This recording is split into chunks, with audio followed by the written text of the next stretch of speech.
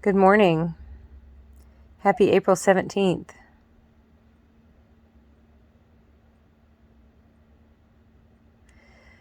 So I was watching a video on my phone and I told myself I was just going to turn the camera around and whatever I saw, I was going to start recording. I never would have imagined this is what it would look like.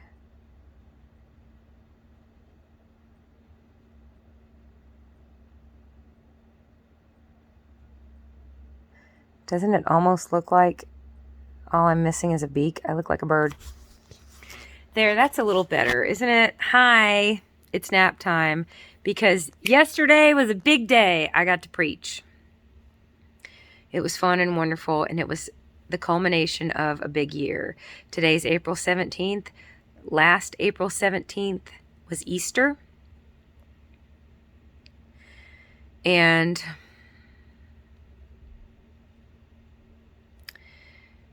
that was the beginning of an amazing journey that the Lord has sent my husband and I on that I did not see coming. And I was just talking to Greg on the phone about all this, and it's a miracle I didn't see it coming. It's a miracle. It's a miracle I did not see what was around the corner, that the Lord did not give me a heads up, that he did not even whisper in my ear. He did not even, I can only imagine he was like, and telling his angels, don't tell her. No one say a word. Do not tell her.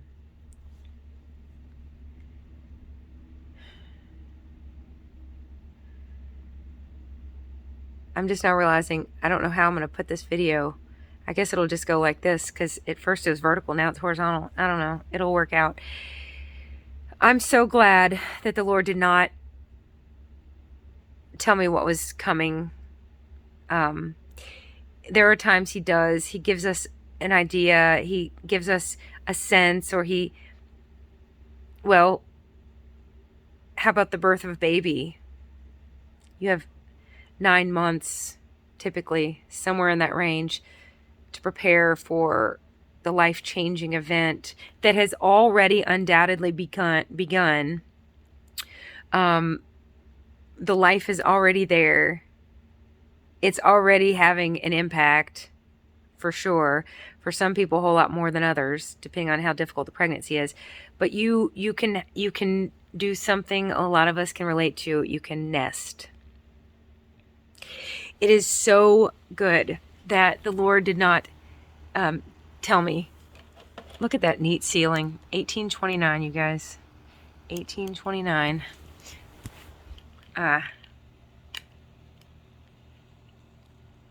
Okay, so hi everybody. I haven't been on here in a while. Welcome, new subscribers. I see I've got some new subscribers. We hit that 900 mark. Thank you. It's pretty exciting.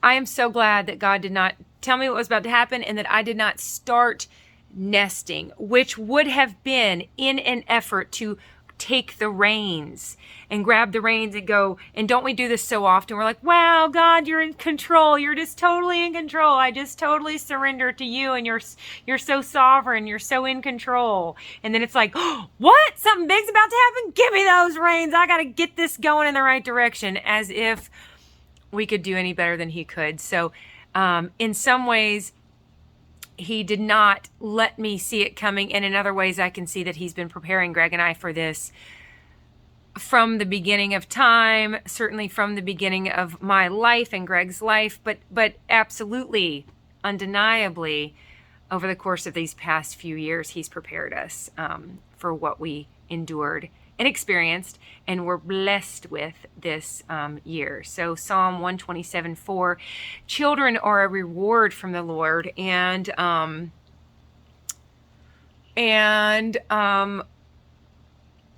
blessed is the man whose quiver is full. Okay, happy Valentine's several months ago. But at this point, Greg and I are just curious. Look, this balloon it used to be up there and now it's down here. And so there's the string on it. It's just like, it's down. It's just lowered a little. We're just curious to see how long. I don't know. I might throw them away today. I don't know. I've been busy writing sermons. I've been busy feeding human beings.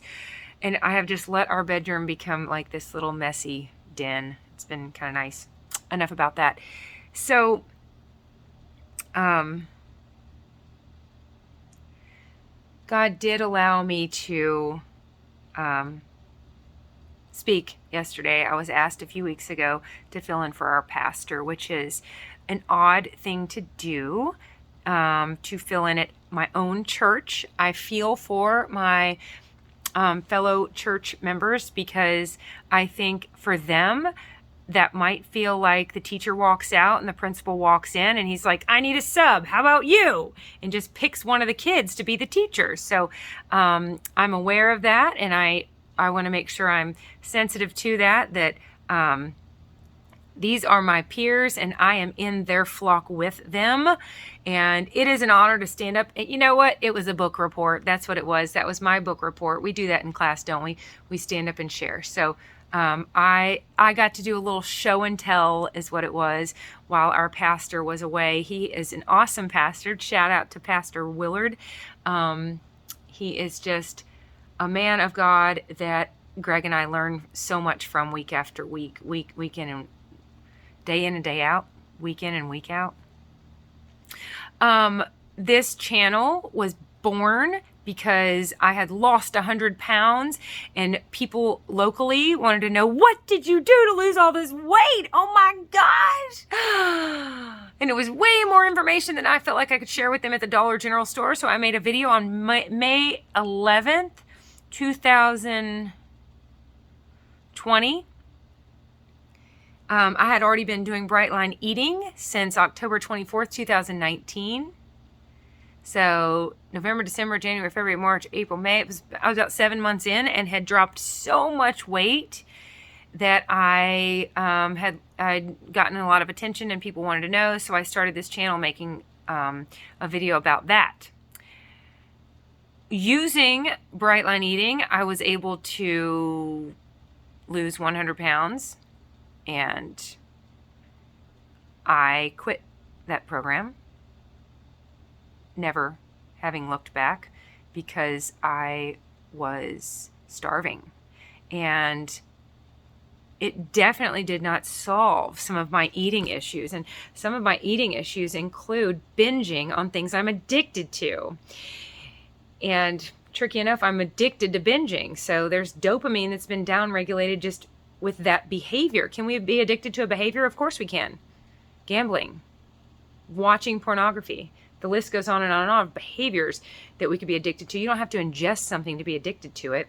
Shopping online. If dopamine has been downregulated, which just simply means that your body produced so much dopamine, the happy chemical, that your body was finally like, hold up, time out. This is too much dopamine. You're supposed to get a little bit here and there, but you are doing things to cause tons of dopamine. Like maybe a kid gets a popsicle or a sucker or an ice cream cone and a little dopamine is released, but then they go play. And the next day they can have maybe a cookie and a little dopamine's released, but then they go play. Great, no problem. But if someone like me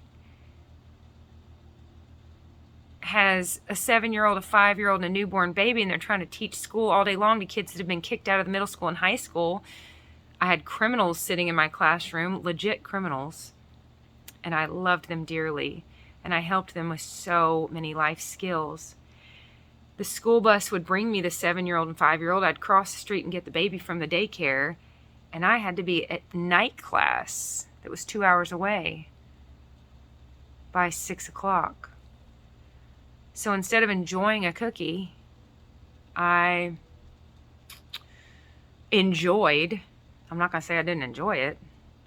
It's not like it was bitter. It was sweet. I would enjoy a medium Reese's Blizzard or something to transition from, whew, that was a big day with kids. People used to say, do you like teaching there? I'd say, yeah, as long as I got a good night's sleep. Because they're ready for me. They have honed the skill of getting out of work. In fact, to the point where they got out of class, I got kicked out. So they were ready for me. bless their hearts, they weren't ready for the day. They didn't have clean clothes to wear. They didn't get a good night's sleep. They didn't eat a meat-filled, protein-packed breakfast. But they were ready to attack me. I remember the first week I was there, this kid made me so mad, and I thought, oh my goodness, if I'm angry at him, I can't help him. I can't give him what he needs if I render myself needy. If I allow him to throw me off emotionally, oh my gosh, that was a good thing, me working there. I learned a lot. And that kid, I love that kid. I love all those kids. And I still see them from time to time. They're precious. They're grown. Some are in prison, which I'm glad. If they're in prison, they need to be in prison. And they are safe, hopefully, and warm and fed, and by the grace of God, not hurting other. One of my students went on to murder somebody. Okay, anyways, I love them so much, and I want what's best for them and everyone around them. So sometimes it's good for them to be grounded.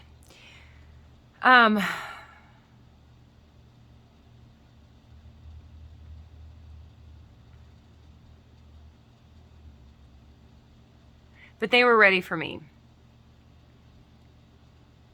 And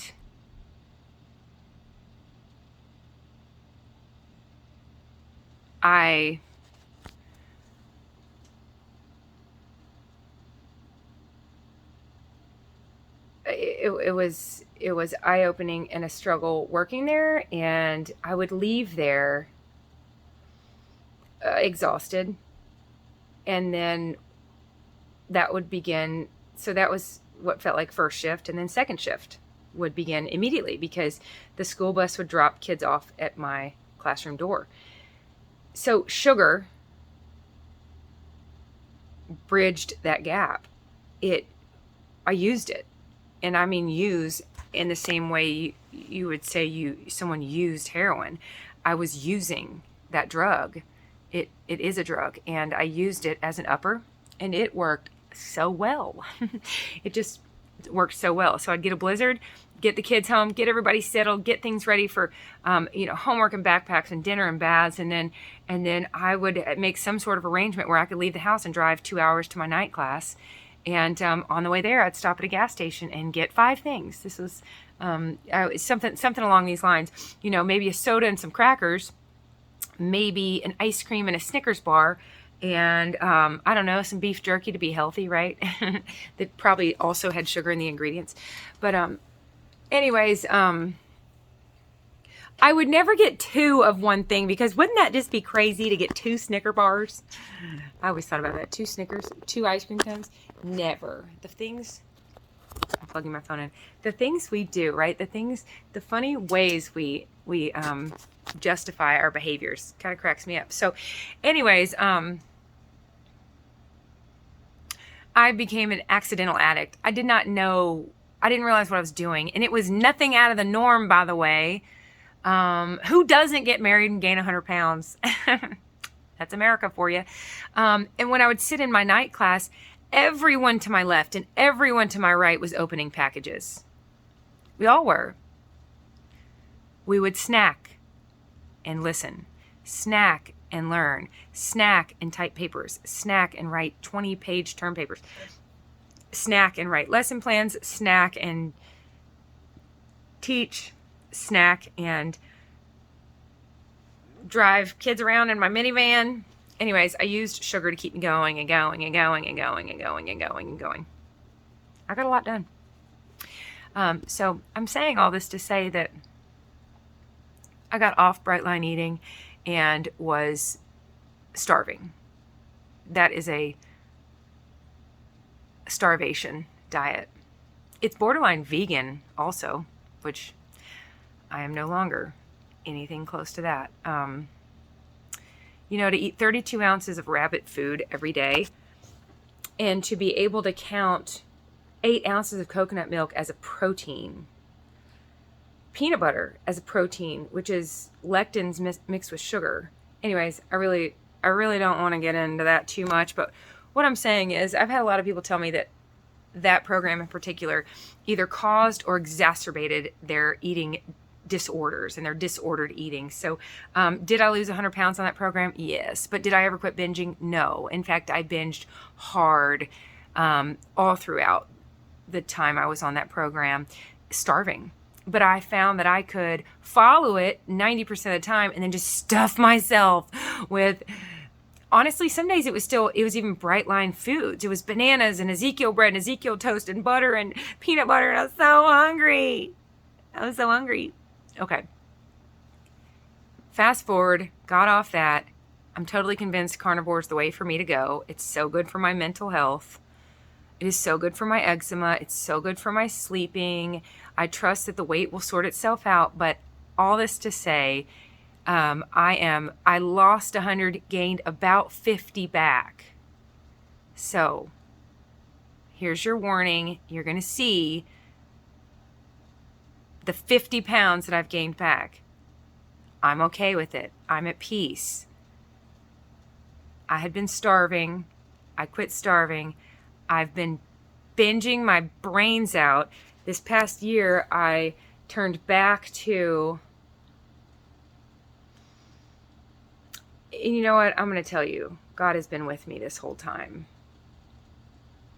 He's been with me. It's been a rough year. For people like me, and I was talking to my friend Jill about this the other day, for people like me that maybe are emotional, sensitive, I have no shame. Or at least I aim to have no shame. It's a process. I aim to have no shame around the moments in my life where I was carrying around the most adipose tissue. I will not say where I was my fattest, because I'm not taking this body with me to heaven. I am not fat. I'm Emily. I have a whole video on that. I have a whole video about you are not fat. That's the title of the video. You are not fat. You're not. You are in that body. All right? So let's just get that straight. We are not our bodies. This yellow, sticky adipose tissue that's underneath my skin and looks like a bag of cottage cheese on the back of my arm. And I won't go into details, but that's not me. That's my body trying to help me out. That's my body saying, what in the hell? Excuse me. That's my body speaking. What in the heck am I supposed to do with all this? I have a video where I talk about my analogy. You can be 400 pounds and starving because you could be shoving so much crap down your pie hole when really your body is desperately trying to find and mine the nutrients. It'd be like needing a pencil and having the city dump back up to your front door. And you're like, you call the city, the trash collecting, like, hey, trashy trash, will y'all do me a favor? Instead of taking your garbage truck load of trash that you're going to collect next Wednesday morning, instead of dumping it in a landmine, would you do me a favor and just dump it in my front door? Would that be all right? Like, can we arrange that? And them saying, sure, we could do that. That's what we're doing when we're stuffing ourselves with sugar and flour and sugar and flour and sugar and flour and all sorts of concoctions of sugar, flour, fat, and salt that are not found in nature and designed to be highly addictive. Go listen to Kelly Hogan. She's awesome. I'll get to her in a second. But in the meantime, our body's digging through all that trying to find a pencil. It's trying to find what it needs.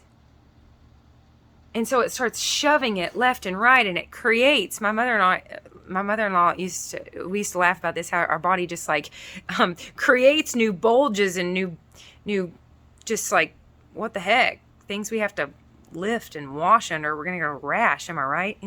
Anybody? So if it all came in your front door, well, your body's going to fill up the guest bedroom. It's going to fill up, but then it's going to have to add on like all new bulges. It'd be like going to the gas station and you fill your tank, but then you're like, hey, while I'm at it, I'll just fill the trunk. And you just keep pouring it in. Or you could quit doing that and you could just go down the street to the dollar store and get a pencil. You could just directly get the nutrition that your body needs. So I aim to have no shame in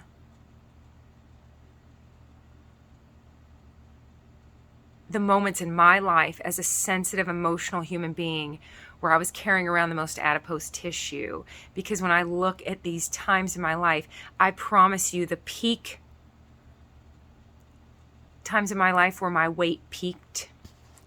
If I made a graph of times in my life where my weight on the scale peaked, this would be in direct correlation. There'd be another line right next to it where the weight that the Lord blessed me with, and it is a blessing, was also at a peak.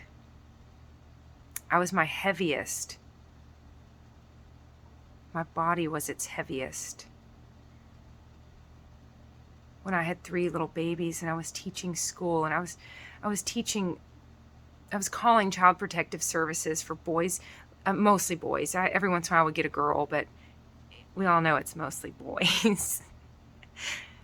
Getting kicked out of class. I had a couple girls and they cracked me up, and they were, I wanted to mentor these girls because, our behaviors are indicators of how hard our life is at times, which is exactly what I'm talking about. Instead of lashing out, I lash in. Instead of expressing, I have a tendency to ingest, as if I'm going to swallow the emotions. Well, they're going to come out somewhere. It's sideways, usually in my midsection. Anyways.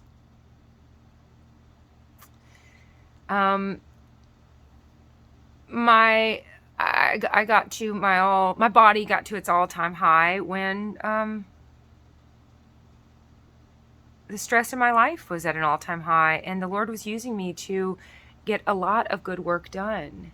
So I refuse to look at pictures and think, oh, how could you, Emily? Look at you, just how out of control. You're just no. You're so hardworking. You go, girl.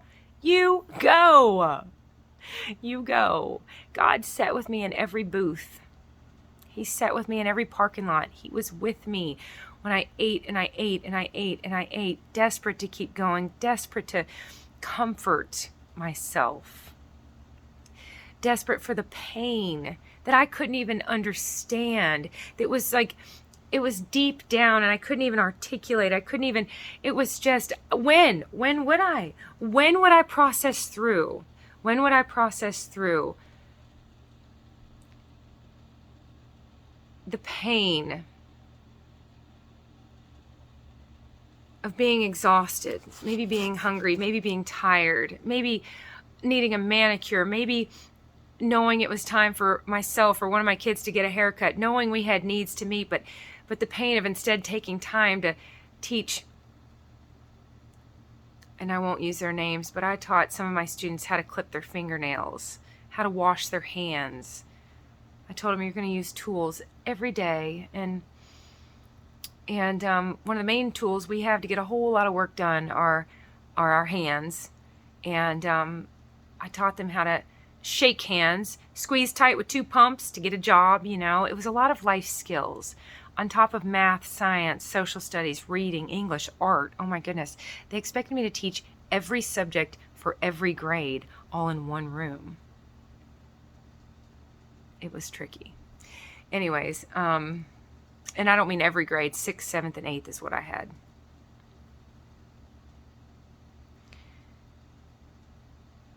But the exhaustion that came from that, from pouring into these lives and then still needing my cup to be filled, and there's only so many hours in the night, so I turned to sugar, and it released dopamine. It made me feel happy and high and awake and aware, and I could go and I could go and I could go and I could go. And I did. So having said all that, this past year, if I had taken a picture every day, I don't know how much I weigh right now. I don't want to know. That information would not be helpful for me. But I think I've gained, let's just say 40, probably 50 pounds since my lowest on Bright Line Eating. And if there was, and the only reason I'm mentioning all this is because this is what this whole channel has been about, the eating and the diets and all this, but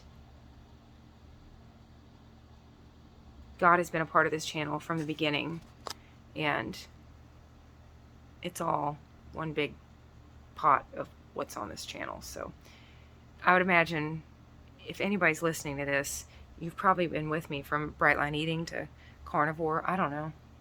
Anyways, I'm just happy to offer this explanation that it's been wonderful to quit starving, but it's time to feast on nutrition, feast on the Word. Here's my Bible. By the grace of God, to lay down the crutches I've been using for years to help me limp right along. And that song, "Oh, When the Saints Go Marching In." Oh my gosh, I am uploading this right now for you, Terry. Terry, aren't you the one that always loved to hear me sing? I thought of you. I thought of you when I sang in that sermon. The sermon's going to be preached. Nope, it's going to be linked below. And there I am singing again. Girl, you just bring that out in me, which cracks me up, because you're going to hear me talk about a toolbox, and I do not believe the Lord put a microphone in mine. Well, you know what, though? That's not fair to say. That's like saying that God didn't give a baby a pencil. You know, yes, there's amazing writers. C.S. Lewis, Nicholas Sparks. Those are the only two authors I can think of. Brant Hansen. Unoffendable. Read it. It's so good. All right, and the Bible. David, Paul, John. There's some authors. But he also gives pencils to babies so they can write, "I love you, Mommy," and it's so cute and it's so sweet. So, yes, God did give me a microphone. And I sang into it yesterday. So, anyways, oh, when the saints go marching in, oh, when the saints go marching in. I've had many people over the years say, "You are a saint. What are you, some kind of saint?" Yes, I am. Let's claim that. If we're followers of Jesus, we're saints. And I'd love to go marching in, but I will limp in if I have to. So it's okay that I've been limping along for years.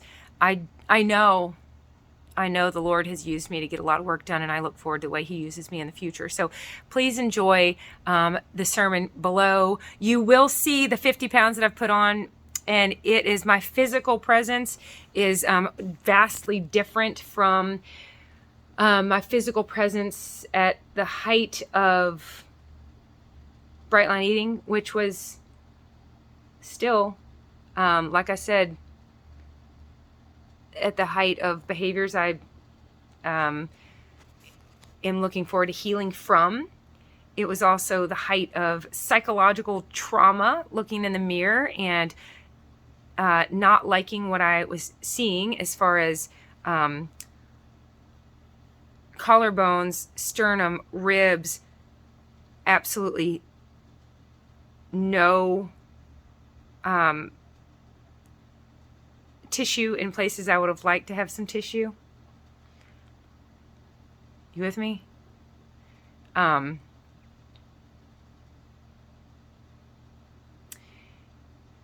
It was traumatic for me to look in the mirror and reconcile, make sense of looking anorexic and having people go from complimenting my weight loss to genuine concern. It was embarrassing at one point. This real good looking little manager at this store that I used to go in and out said, "Have you lost more weight?" He was not complimenting me. It was like, "You're looking sickly." Anyways, God was leading me the whole time. He led me into that, and he led me out, and he continues to use that experience to lead others. But I don't look at You know what? 1 Samuel 6:17, I believe is what it is. I believe that's what it is, and that's amazing. Luke 12:12, the Holy Spirit will give you the words when you need them. The fact that I could recall that, and I believe that's right. If it's not, I'll correct it below. 1 Samuel 6:17, I have not thought of that in years. That God does not look at the outward appearance, but he looks at the heart of man. If that's what God does, that's what I want to do.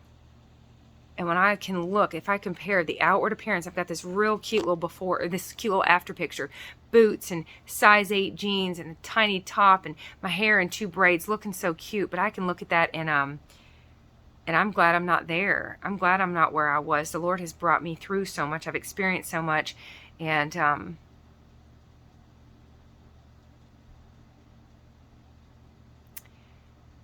like Jill says, when we're done, we're dead. So we will troubleshoot our way to heaven. We will forever, as long as we're in these bodies, we will navigate this human experience. And by the grace of God, we will continue to learn and grow. I bought this little thing from the dollar store, grow through what you go through. So if I compared these cute little size 8 pictures of me to yesterday, my body's 50 pounds heavier, and my spirit is 50 miles further. Like I said, for me, and maybe this will be the final peak on the graph, where my physical presence correlated with the amount of stress and weight in my life, because I was turning to something I was addicted to cope. Perhaps God's gotten me to the point where I won't need to do that again. Years ago, a friend of mine asked me, when will I ever quit smoking? And this answer popped out. It felt like such a God thing. I said, you'll quit smoking when you no longer need to.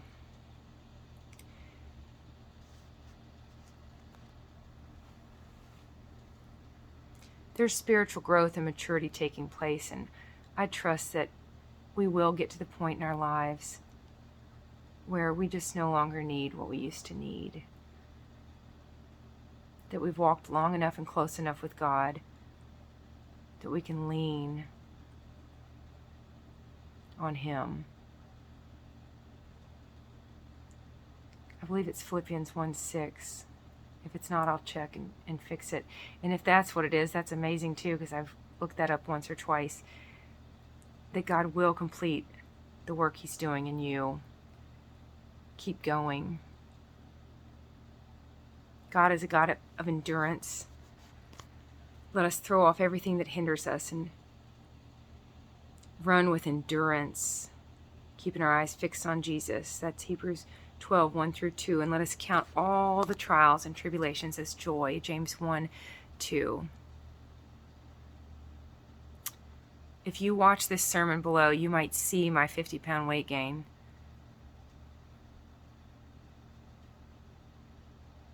And I pray you hear the Lord speaking to you. That's it. I love you dearly. Oh, and Kelly Hogan. She's awesome. She's a beacon of light, a faithful Christian woman. And I'm wearing her merch. My Zero Carb Life. This should say Kelly's Zero Carb Life, because she's just killing it. I'm doing pretty good. Pretty good. Got a good little thing going with my high five. You can look at my video called The High Five. God, rest, nutrition. God, rest, water, nutrition, activity, in that order. So I have a goal for each one of these. God, start the day with prayer every morning. Rest, get 8 hours of sleep. I did not get quite 8, so I'm going to squeeze in a couple here.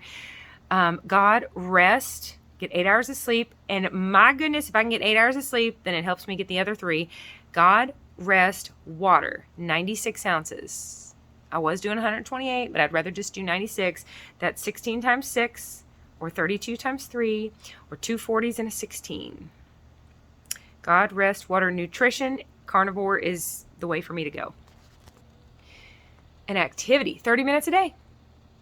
My dear sweet husband and I went for a walk last night, 30 minutes on the farm. It was so lovely while the kids were supposed to be fishing in this creek. And then I was like screaming at them, do not get wet. I told you, up to your knees. Only up to your knees.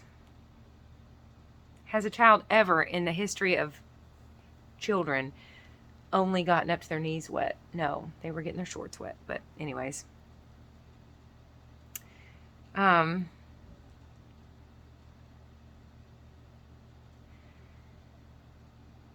God, rest, water, nutrition, activity.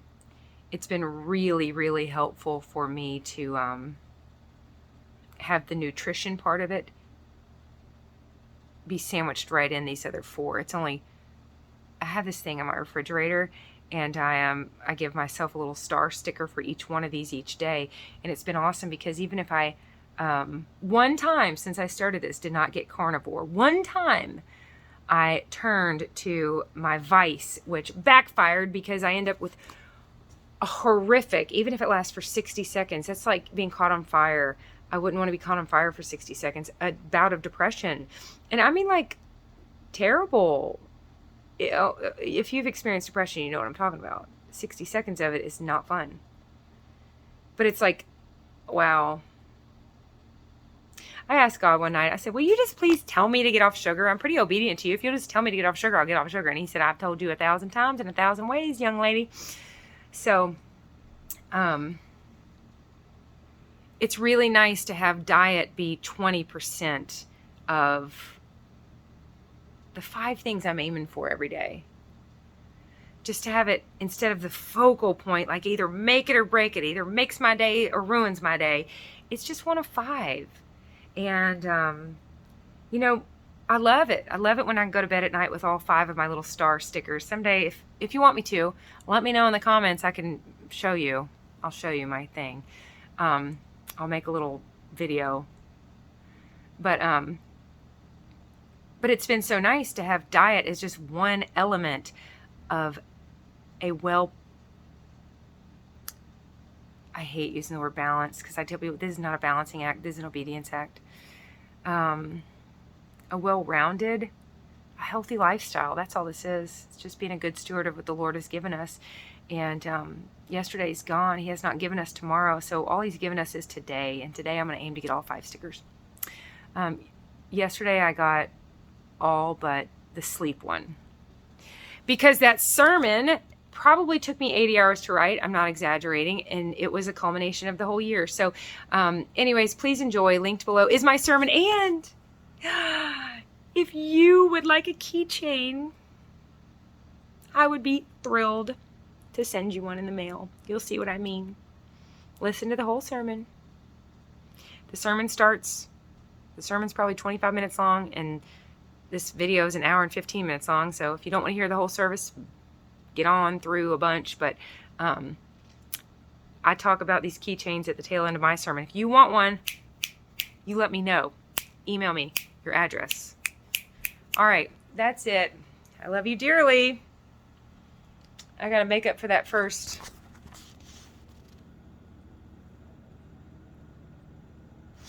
I'm trying to show y'all that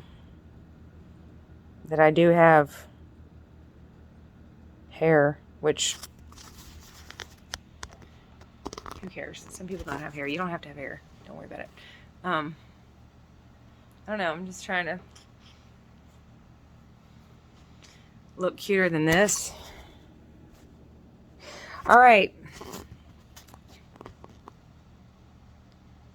Enough about all that. I love you dearly. We'll talk again soon. Please, if you want to, check out the sermon below. It explains a lot about this past year, and the adoption is final.